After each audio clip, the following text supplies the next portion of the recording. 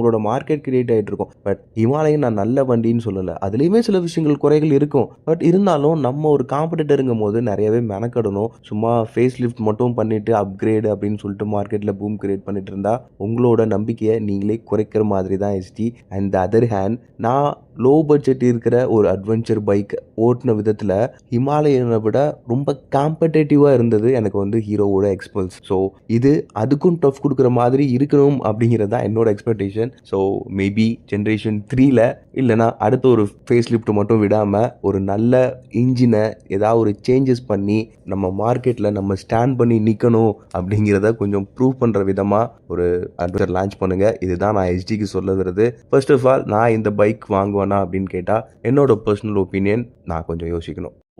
இப்போ உங்களுக்கு புரிஞ்சிருக்கும் அப்படின்னு நான் நினைக்கிறேன். என்னோட எக்ஸ்பெக்டேஷன் என்னவா இருந்தது இந்த பைக்கை ஓட்டுறதுக்கு முன்னாடி, ஆஃப்டர் தட் நான் எப்படி டிசப்பாயிண்டட் ஆனேன் அப்படிங்கிறது.